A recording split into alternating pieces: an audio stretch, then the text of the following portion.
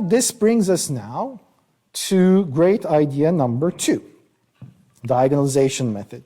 And as I said, this is, I think, one of the top 5 proof techniques in all of mathematics. Extremely, extremely powerful. Now, if I ask you, I'm kind of curious, if I ask you, what does diagonalization mean for you? If I said, can you describe, I've heard this term, diagonalization proof. How would you describe it yourself? Okay, so in some sense, it's about understanding countable and uncountable sets, right?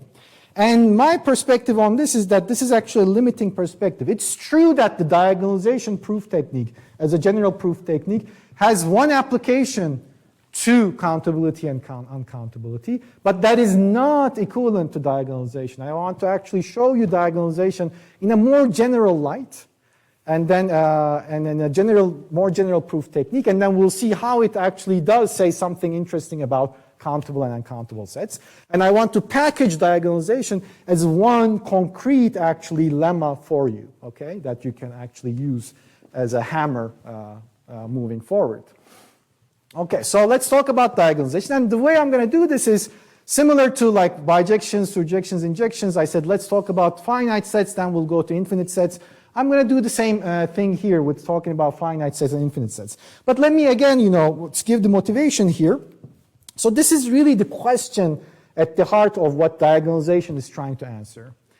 Given a set, this is the question that I started with in the lecture. Given a set, can we construct an element not in the set? This is diagonalization is a general technique to address this type of question. For example, this is exactly what we have in this case, in this picture. We have the countable sets. Is there something outside?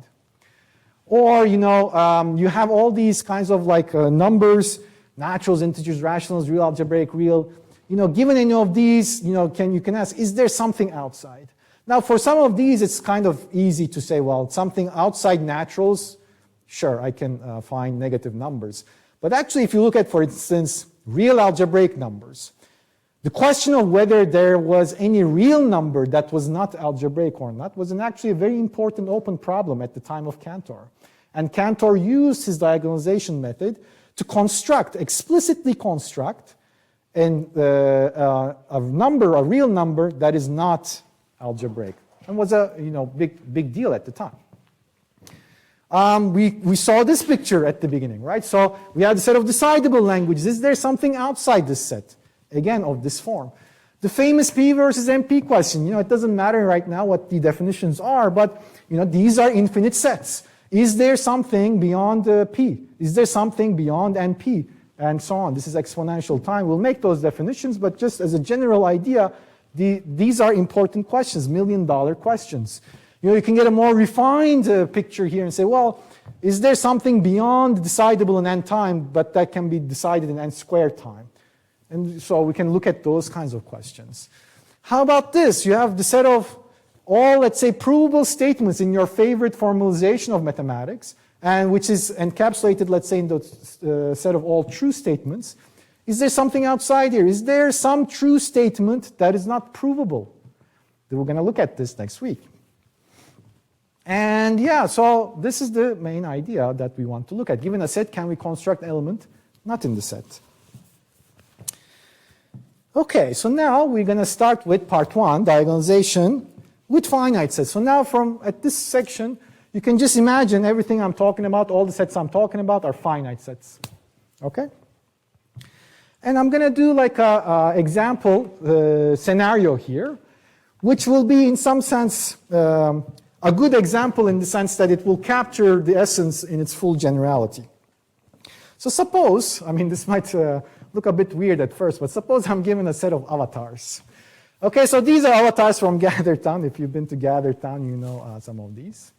And I'm going to call this set of avatars curly F. Okay, so I'm given some set of avatars. The goal here is going to be to construct an avatar. I'm going to call this avatar F sub D. D is going to stand for diagonalization, diagonal, different from each of these avatars. But now, of course, what is important here is that each avatar has a set of features. Okay, so I have a feature set, capital X, That's the hair, hat, shirt, and bottom. These are the things that can be different for each avatar. And I have coded it like if it's if the avatar has short hair, it's 0. If it's long hair, 1. If it's like it doesn't have a hat, that's 0. If it has a hat, that means a 1, and so on. With the shirt, white, black. With the pants, white, black.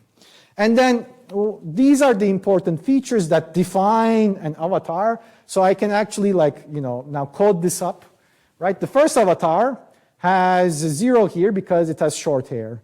It has 0 here because it doesn't have a hat.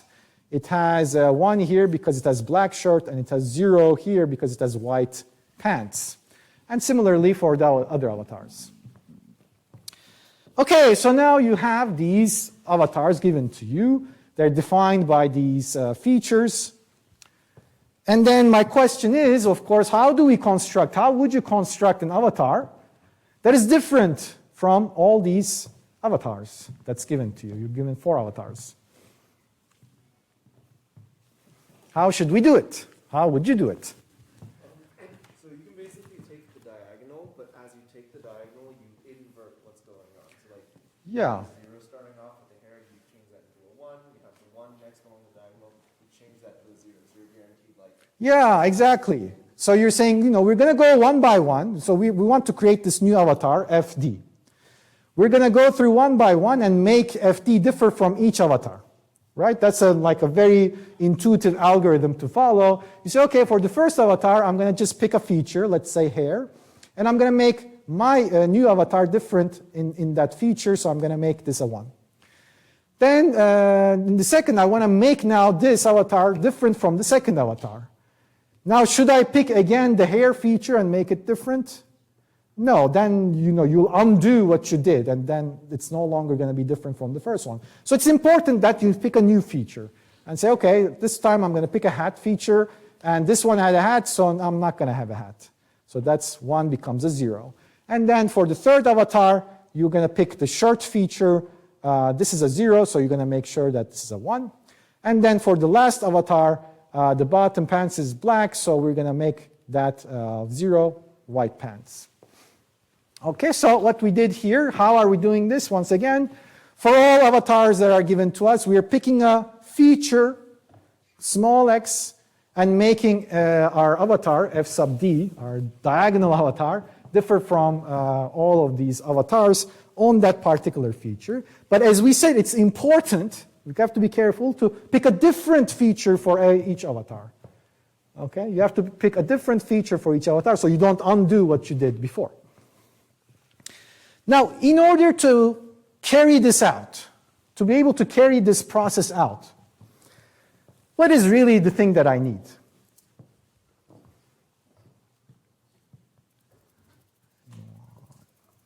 Yes? You need like the length of each string to be equal to the number of strings? Strings, you mean like the number of... The number of features. Yes, to be? Equal to the number of, in this case, avatars.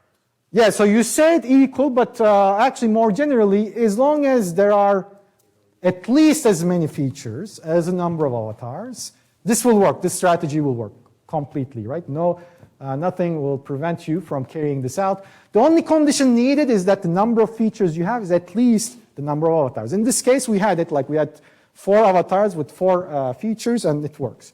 If we had 5 avatars, it would not have worked, this strategy. But this is the strategy. This is diagonalization. And this is the condition that you need. As long as you have this condition, you're good to go. Okay? So now, of course, these are avatars. But in general, what do these avatars represent mathematically? You can think of them as, like, you could say it's like a sequence of, it's like a string. Or let me think of them as actually functions. Each avatar is like a function. Okay, so I'm given a set of functions. These are the possible inputs for those functions, x1, x2, x3, x4. And there are 2 possibilities. For each input, it's either 0 or 1. It's a Boolean function like this. So, in general, I have this kind of a situation. Avatars, functions. So think of avatars as just functions. It maps feature to 0 or 1, depending on, Do you have the hat, or you don't have the hat? You have the white pants or black pants, and so on. Yeah. But to do the inversion, don't we need a second condition that like the output set is non-trivial? So yeah, so here I'm assuming the output set is 0 and 1. But in general, you would want, as long as the output set is more than 2, size 2, this will work, this strategy. Good point. Okay, so any questions? This is like maybe the most important one. Everyone happy with this? Right, as long as, like this is the condition needed, as long as we have the number of features is at least the number of avatars we have, we can diagonalize. We can construct an explicit avatar that is not in the given set of avatars. Okay, so then let's generate, let me write this out, this picture, as a mathematical lemma. This is the diagonalization lemma. You are given some set curly f of functions of this type. It maps elements of x, features to 0, 1. And if, as we said, if it is the case that the number of features you have is more than at least the number of avatars, then you can construct an explicit avatar of this, again, of the same form that is not in curly f. Okay? We just argued it, I mean, diagonalization lemma, and this is the way it works. So crucially, this is the condition we need. The number of features is at least the number of avatars. Right? So because once you have that condition, then I can say, okay, for all avatars, I can pick a unique feature and then define my now diagonal avatar to be different on that particular feature for that f. Okay? So this is the way you would define it. You would define your avatar f sub d. And let's even also look at this from the perspective of an injection, right? So in general, we said, well, this means that there's an injection from the f to x. So, we can visualize this injection like phi. And this injection will basically map an avatar to a unique feature. X, I'm calling it x sub f. Right? And then I'm going to make sure that my constructed diagonal avatar is different from this f, on that feature x sub f. Okay? Questions on this? This is diagonalization. And we'll see how powerful this is.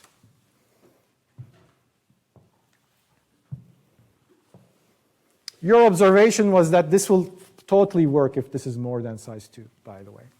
I totally agree, but to keep things simple for now, let's just assume it's 0, 1. Yes? Isn't that could you write like FD of phi f equal or not equal to? Yes, so you can write f sub d phi of f not equal to f of phi of f. That's exactly what you would write, yes. Would the contrapositive apply as well in this case? Or does it not really work? We're going to see some corollaries now. Hold on. Okay, so hopefully everyone agrees. So now let me give you an interesting corollary of this.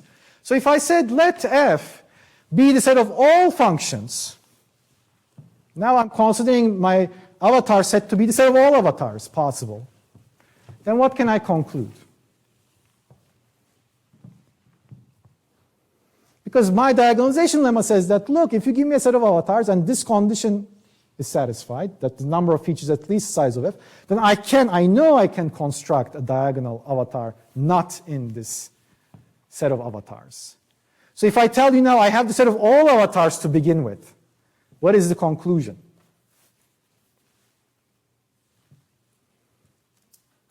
Yeah. Yeah, so it has to be the case that the number of features is not at least this number of avatars you have. Because if I add it the other way around, then I could construct an avatar that is not in the given set of avatars. But I cannot do that, of course.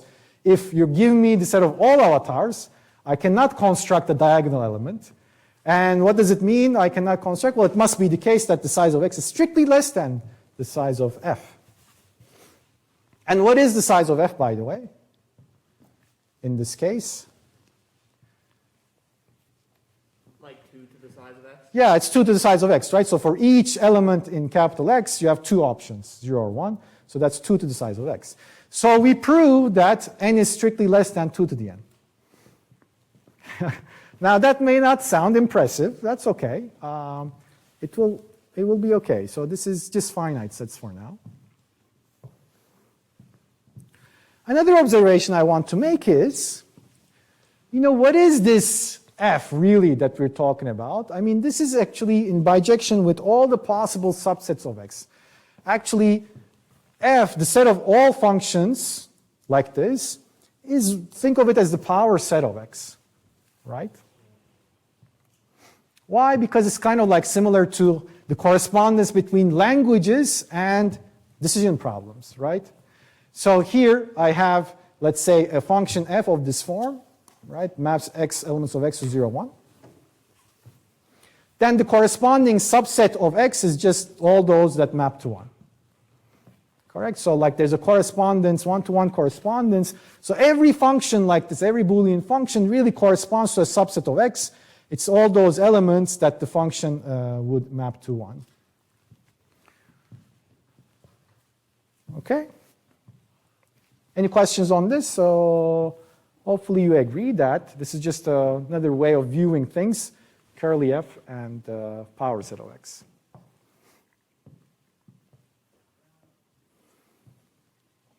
Okay? So then, given that, there's really a one-to-one correspondence with functions and the power set of x, subsets of x. And as you know, again, the power set of x, that's the size of that is indeed 2 to the size of x. So, it kind of works out as we expect. Okay. So what this means, basically, there's a hidden actually quantifier here in this corollary. Really, this works for any set x, right? So you can say, let x be any set, then, you have this, which means for every, like in this case, we're considering finite x. For every finite x, the size of the power set is strictly more than the size of x. This is what we have, argued. Okay? So this is a corollary of the diagonalization lemma. Any questions?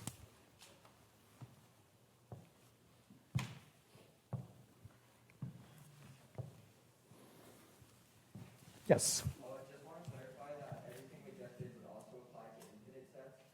Oh, you're jumping ahead, and that's like my punchline in some sense.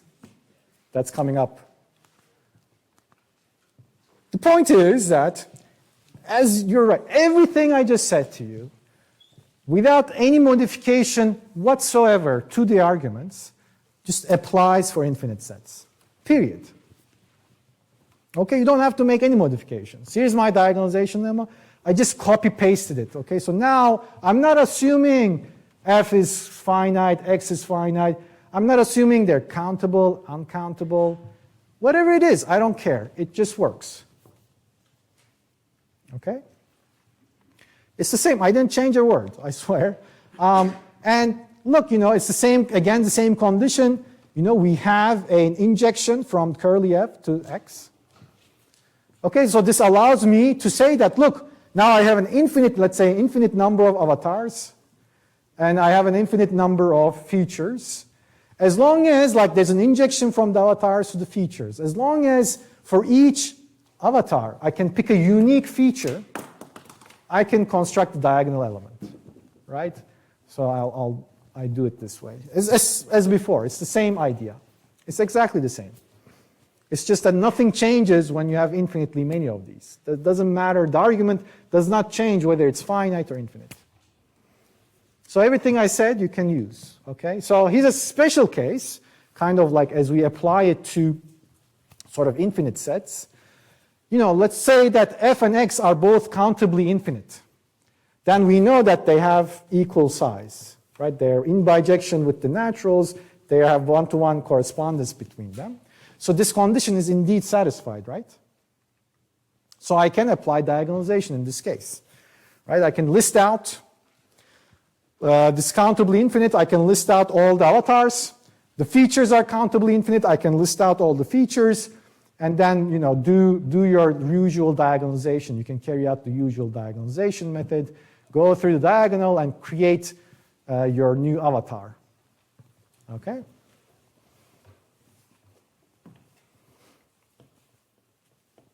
Okay, so this is a special case where I can use diagonalization. If the number of avatars is countably infinite and the number of features is countably infinite, I can apply diagonalization and construct a new avatar that's not in the given set of avatars that I have.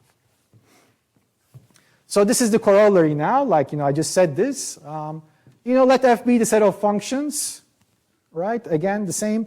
And if f and x are both countably infinite, we can construct an explicit function f sub d, not in the set of avatars that's given to you. This is one special case. And the other corollary that we had still applies, right? So if I said, let f be the set of all functions. If I have the set of all functions, I cannot construct an avatar outside the given set of avatars here. So it must be the case, once again, it's the same corollary, I'm just writing it again for you. The size of x must be strictly less than the size of f. Okay? The same thing. And we said that this is, of course, the power set of x. So what did I just prove?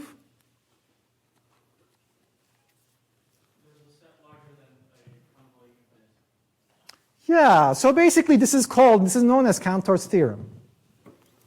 We just proved Cantor's theorem. For any set x, the power set of x is strictly greater than the size of x. This is the corollary that I just had on the previous slide.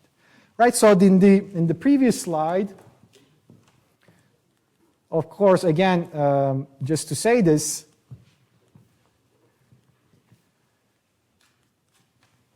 here, this is for any x, you can pick any x you want. For all x, if f is the set of all functions, then you observe that the size of x is less than or equal to f, but f is the power set of x. So for any x, the size of x is strictly less than the power set of x. This is the Cantor argument.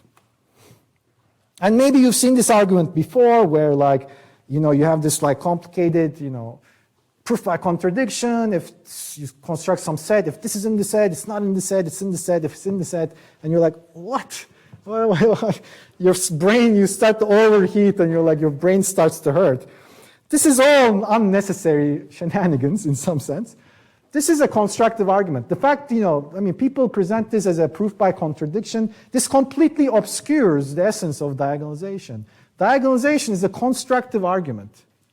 It's not once you do it proof by contradiction, you completely sort of killed it. You make it magical, of course, like you define it, and you're like, whoa, how did that happen? It's amazing. But I feel personally this is the wrong way to actually teach this, okay? Because it hides what diagonalization actually is. Right, so I gave you, the avatar proof is the proof that you need. This is what you have. So now, with the naturals, if I apply x to be the naturals, I have that the power set of n is uncountable, right? Because now I have a set, I have a set, power set of n, which is strictly greater than the size of n. And this is an uncountable set, therefore. But now, do I stop there? Should I stop there? Hey, now take your x to be the power set of n. Oh, I get a bigger one. Take your x to be the power set of the power set of n. I get a bigger one. Take it and you keep going like this, right? So you have actually an infinity of infinities, right? So the picture that we have here is the following. So we have the countable sets. Now you can apply the power set operation to any of these sets, and it will take you up a level. It will now be no longer countable, and you're going to have now uncountable sets. But you can take all those sets and apply the power set, and you get to another level. And you can go to another level and so on. You have infinitely many levels of infinity. And this is all consequence of Cantor's lemma, Cantor's theorem. Right? All of this picture is work of from Cantor. Right? Okay. Now here are some Okay, good. Here's an interesting question, by the way, as a side remark now. You can ask, is there something, between the naturals and the power set of n? Is there an infinity between these two? And this is known as the continuum hypothesis, that no such set exists.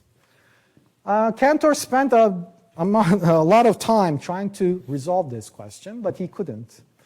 There's a very good reason why he couldn't. But I might mention this later. This is actually Hilbert's first problem. If you remember from the first lecture, I talked about Hilbert had in a workshop, he's presented 23 open problems to mathematicians. We talked about the 10th problem. The first problem on the list was the continuum hypothesis. It turns out to be a pretty tricky one. I'll hopefully say something about that later, but a side remark. So here's your diagonalization, okay? Here's a concrete lemma like that. You can say, look, this is diagonalization. And let me make some remarks about this. This is called diagonalization against f, curly f, right? So you have some set of objects and you want to construct something outside that set. That's you can try to do, well, let me try to diagonalize against that set and try to construct something outside the set in this manner. Now, diagonalization, important, produces an explicit avatar, okay? It produces an explicit avatar that is not given to you, okay? The explicitness is something I want to emphasize. This is very important, okay?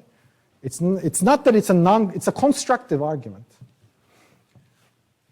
And also, if you were like, oh, this is only for sets, right? What about like numbers and sets, other kinds of, this is only for functions, I should say.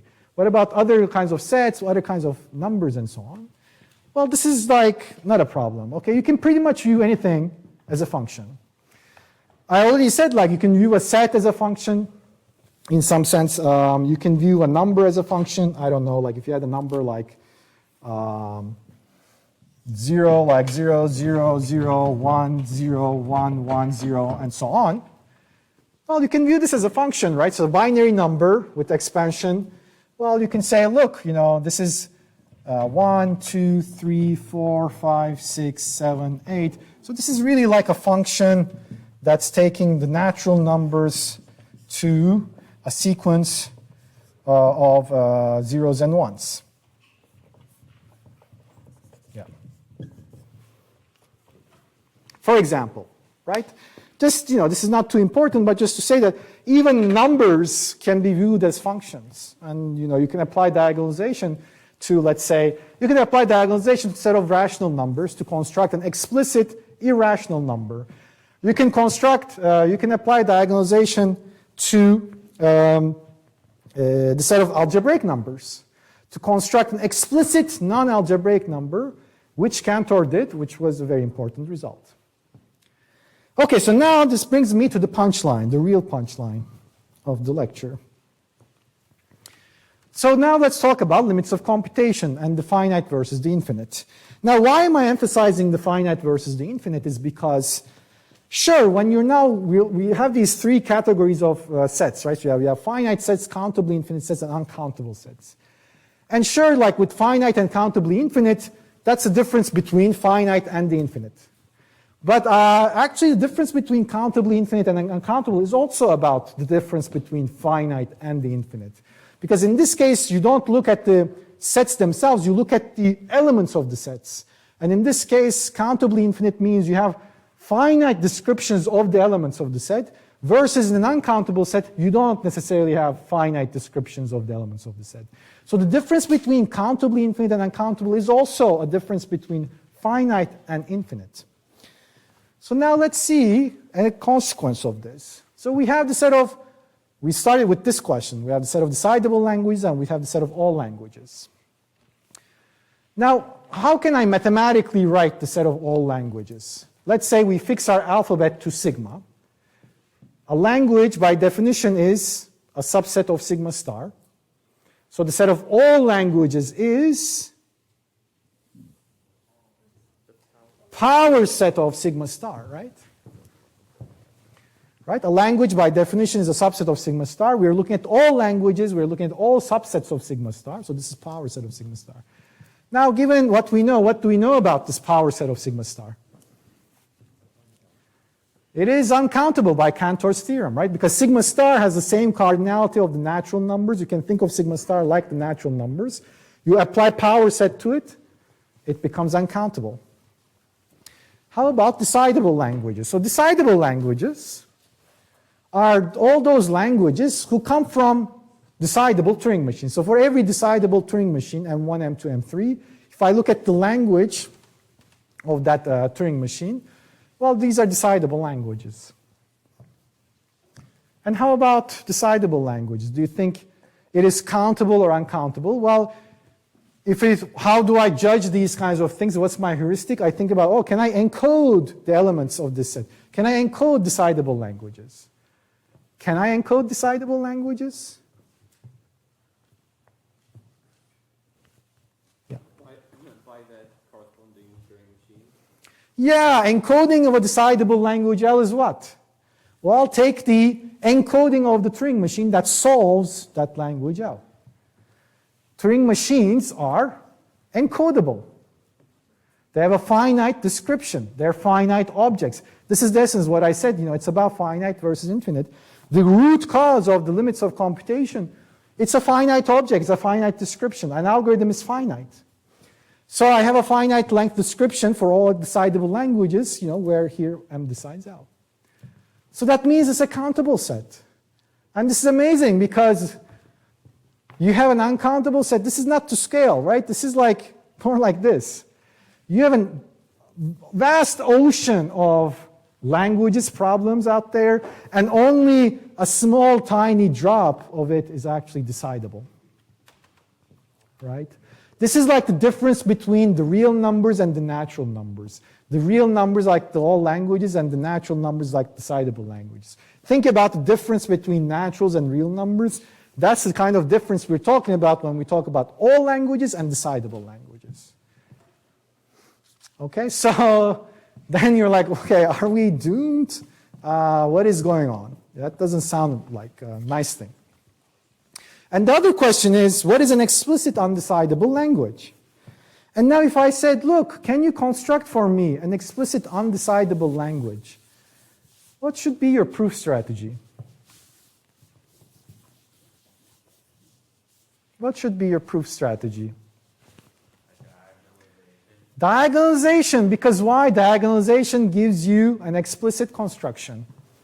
Okay, so here's my homework to you. Think, this is a giraffe eating a cilantro. Let F be the set of all decidable decision problems. Actually, it's a bit more convenient to think about semi-decidable, but it doesn't matter too much. Do you agree with me that the size of S is equals size of sigma star? That's what we sort of argued, right? They're both countably infinite. So this is sigma star. So this is my avatars, the set of avatars.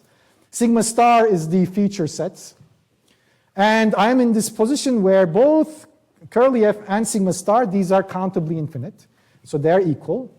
So diagonalize, right? So you can diagonalize, and it should spit out for you an undecidable avatar. Undecidable decision problem. So do this. Come up with an undecidable or even semi-decidable function yourself.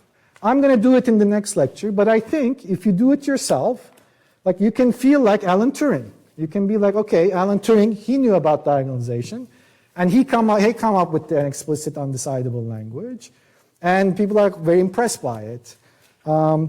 Now, the thing that comes out is not going to be the halting problem, by the way. It's going to be something else. But you can construct an explicit undecidable language as a brain-dead application of diagonalization. No, nothing fancy needed. Just apply diagonalization, and it just comes out of it. Okay? It's like you can use diagonalization almost like a black box. So try to do this. If you can come up with it, it would be very cool. I think you'll get a really nice feeling from it. Like you can feel like, oh, if I was Alan Turing, I could have come up with this myself. And if you can come up with it, you can make a post, make a feedback post on Didero. Let me know. I'd be interested to know. But nevertheless, next lecture, we're going to actually come up with it ourselves. We're going to do it